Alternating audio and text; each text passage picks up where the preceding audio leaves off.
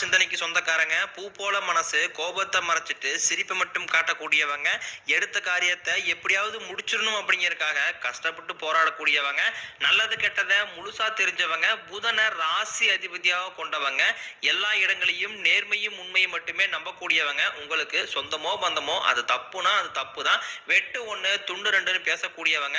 உங்களை ஒருத்தர் பஞ்சாயத்து கூட்டு போறாரு அப்படின்னா நீங்க கூட்டு போற பக்கம் சப்போர்ட் பண்ண மாட்டீங்க. எந்த தரப்புல நியாயம் இருக்குதோ அங்கதான் நீங்க சப்போர்ட் பண்ணுவீங்க. உண்மை நியாயத்திற்கு மட்டுமே என்னைக்குமே கை கொடுப்பீங்க. உண்மைக்கு புறம்பாக எந்த ஒரு விஷயத்தையுமே செய்ய மாட்டீங்க. இதனாலதான் மிதுன ராசிக்காரங்களுக்கு நிறைய கஷ்டங்களும் துன்பங்களும் அதிகமாவே ஏற்பட்டு இருக்கு.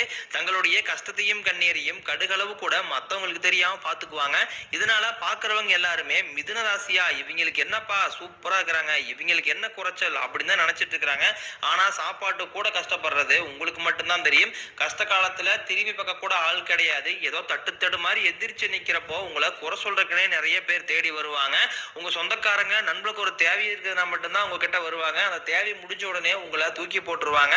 மறுபடியும் அவங்க வந்து உங்ககிட்ட உதவின்னு கேட்பாங்க. அவங்க உங்களுக்கு முன்னாடி பண்ண துரோகத்தை எல்லாமே மறந்துட்டு மீண்டும் அவங்களுக்காக உதவி செஞ்சு ஏமாறக்கூடியவங்க தான் மிதுன ராசிக்காரங்க. வாழ்க்கையில எப்படியாவது முன்னேறணும் அப்படிங்கறதுக்காக தினம் தினம் கஷ்டப்பட்டு உழைக்கக்கூடியவங்க தான் நீங்க. வரக்கூடிய நாட்கள்ல உங்களுடைய தலைவிதி எப்படி வந்திருக்கும். மிதுனராசிக்காரங்க சொந்த பந்தத்தை இழந்தாங்க, சொத்துக்களை இழந்தாங்க, தனக்கு நெருக்கமா இருக்கக்கூடிய உறவுகளையுமே இழந்தாங்க. கடைசியா நான் மட்டும்தான் எல்லாத்தையுமே இழந்துட்டு நிக்கிறதா இருக்குது, எனக்கு உயிர் வாழவே பிடிக்கலன்னு சொல்லிட்டு இருக்காங்க. இதுக்கு மேல என்னால வாழவே முடியல சாமி, தயவு செஞ்சு என்னை வந்து கூடயே கூட்டிக்கிட்டு போயிரு. நான் இவ்வளவு கஷ்டப்பட்டதுக்கு அப்புறம் எனக்கு வாழ்க்கையில வாழணுங்கிற எண்ணம் சுத்தமாவே போயிருச்சு. உங்க மனசுல கவலையும் துன்பம் தான் அதிகமாவே இருக்கு. நீங்க செய்யக்கூடிய ஒவ்வொரு விஷயத்தையுமே தடுப்பதற்கும் உங்களை அவமானப்படுத்துவதற்கும் நிறைய நபர்ல வந்து முயற்சி பண்ணிக்கிட்டு இருக்காங்க. இது எல்லாமே தெரிஞ்சுமே கூட நீங்க என்னமோ பண்ணுங்க, எனக்கு என்ன வந்துச்சு அப்படின்னு தன் வேலையில மட்டும் குறிக்கோளா இருக்கிறவங்க தான் நீங்க. நீங்க என்னைக்குமே மத்தவங்க நம்பி இருக்க மாட்டீங்க. நம்மளால மத்தவங்களுக்கு கடுகளவு கூட துன்பம் வரக்கூடாதுன்னு நினைக்கிறவங்க தான் நீங்க. கொடுத்து கொடுத்து சிவந்த கரங்களுக்கு சொந்தக்காரங்க.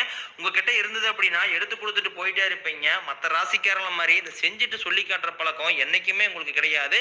கடந்த காலகட்டங்கள்ல ஒரு நல்ல ஒரு வேலை அப்படிங்கிறது கிடைச்சிருக்காது. ஏதோ கிடைக்கிற வேலைக்கு போயிட்டு இருந்திருப்பீங்க. ஒரு 10,000 சம்பளத்துக்கோ 5,000 சம்பளத்துக்கு போயிட்டு இருந்திருப்பீங்க குடும்ப கஷ்டத்துக்காக.